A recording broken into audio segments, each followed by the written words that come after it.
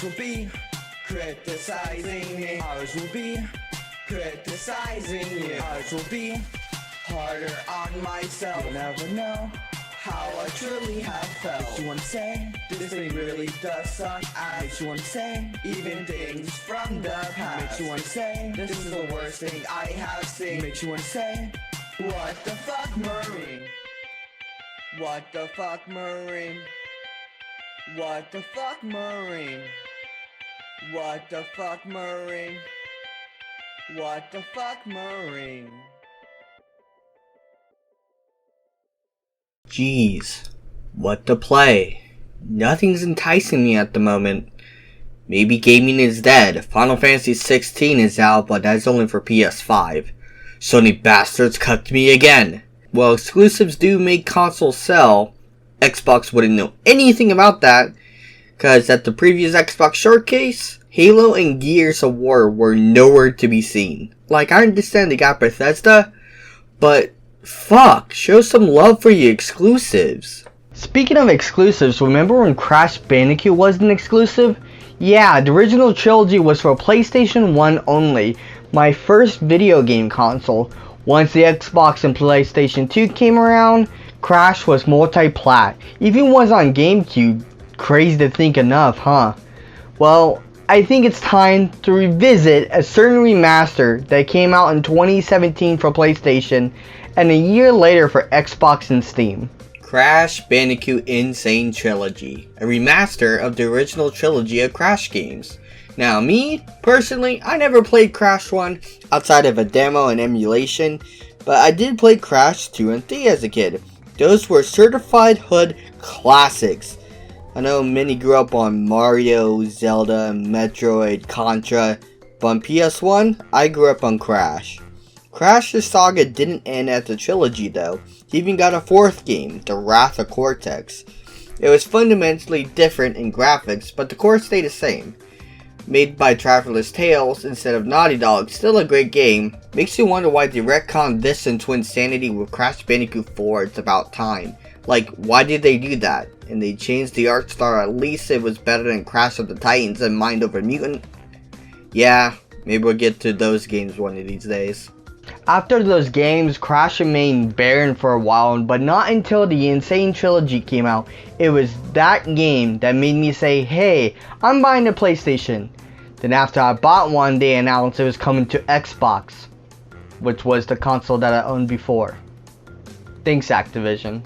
One day it was on sale and it came bundled with the Ignited Trilogy, but I've still yet to touch it, and Spire's another topic for another day, so let's play some Crash.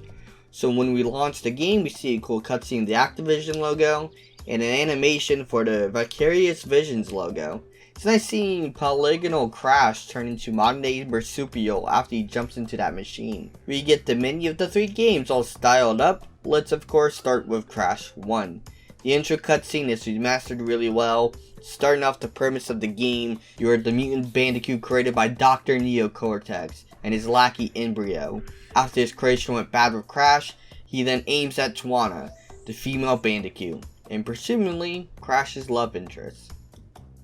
What did you expect? The original game was made in the 90s. Even Mario in the 80s was like, Misa gotta say Prince of Peach! Anyway, the game starts off in the intro level right away. You can jump and spin, that's it. No sprinting, no crouching, no nothing. You can just jump and spin. You break boxes that contain Wampa fruit, a fictitious fruit that Crash's feast is on. Collect 100 of them and you get an extra life. There's a wide variety of boxes and crates you can smash and jump on. Some when you jump on them give you Wampa. Collecting the Tiki Mask gives you more hit points, and collecting 3 of them gives you Super Crash, where you are invincible and automatically destroy boxes as you touch them. Touch an enemy and they are DED dead. Yeah, this is great. Oh fuck.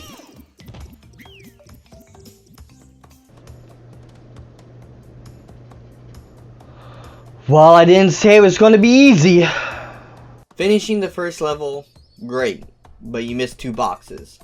Yeah, for every box you miss, Crash gets fucked by 1. Not annoying now, but later it will piss you off having to sit there after fucking missing 30 boxes or so.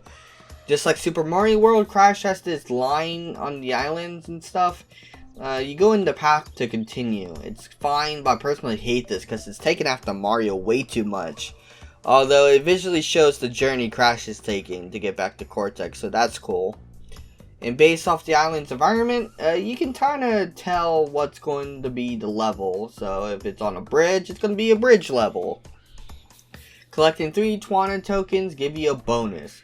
Even the boxes in the bonus are mandatory to destroy if you want the gem. That just makes no sense to me. Plus, some of these have high difficulty spikes randomly. Especially if you want every box. Like this one, an Island 2 I think. I was wanting all the Wampa fruit for extra lives and I kept falling off the fucking boxes. Anyway, there's different types of levels. Normal, chasing, riding, and boss fights.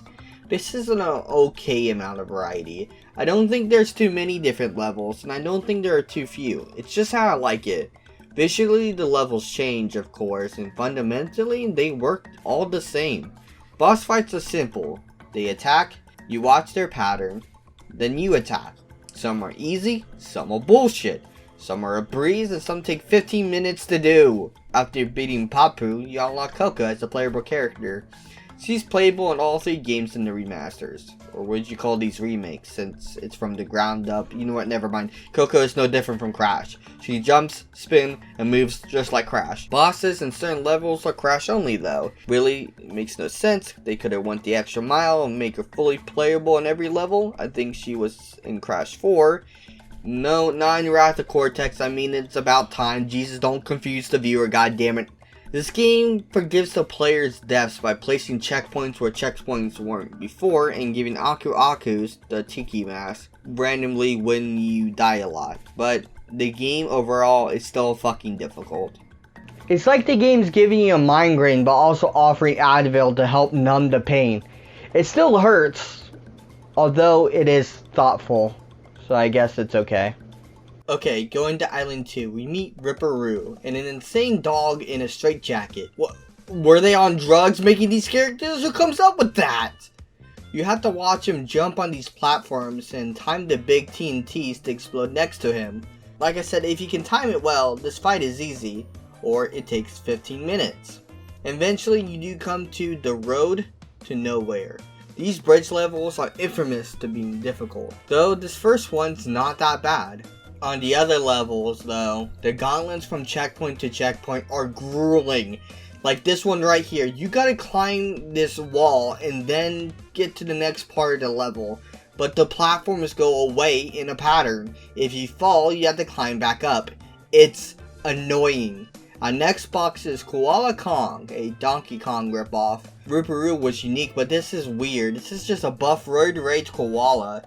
Anyway, the fight goes on like this. Dodge the TNT and the boulders he throws at you, and then you spin a bigger boulder at him. Although, there are minecarts in the way, blocking the way. So if you hit the minecart, you have to do another turn of dodging attacks. If you wait too long to spin the rock, they roll away. This fight is bullshit. How they're gonna make you wait just to pull the rug under you? Fucking bastards. The next level, it's unclear what enemies you can or can't jump on. It's a guessing game. The level after that, the camera angle is tilted down. Not to mention this level has a bunch of splitting paths. So this level is a nightmare to 100%. The camera doesn't turn around if you go backwards, so you have to make leaps of faith to get all the fucking boxes in the level. What were they thinking? The next level after that, I got all the boxes, but wouldn't give me the gem because I died. What a load of fuck. Why did they change the rules? Before you had to get all the boxes to get the gem, or you find a hidden gem. But here, in the next few levels, the rules change, so if you die, you don't get the gem. Fuck you, you piece of shit. So fucking dumb. Anyway, after you beat the next level, you face Pinstripe, Protoroo, or whatever Protoroo is, but he's a mafia animal with a gun. It's not any gun either, it's straight up a fucking Tommy gun from 1918. Who thought of these characters? Hide behind cover, and when you reload, spin him. This fight's pretty easy if you don't take any unnecessary risk to move from cover to cover. He can be defeated easily. Okay, we're on the last island, and let it be known it's the hardest island in the game. So, here we go. Slippery Climb. This is the easier version of the cut level Stormy Ascent, which was added back in this version of the game. This level is still fucking stupid. Each floor has one long gauntlet to get to the checkpoint. It took me 10 minutes to get to the first real checkpoint, although it spawned another one on the first floor after I died like 20 times. Lights Out is the next level. It's unique. Aku Aku is the only light through the level, and if you get hit, you lose your light. Though you can still see pretty well. It's not like if you lose your light, you're dead. The level is pretty easy. Jaws of Darkness. This level isn't difficult either, but I got stuck at the end for a bit and got past after a while. Fuck! Fuck! Ass! Damn it! Finally, I made it with how many boxes did I miss? Okay. Any time now? Oh my god.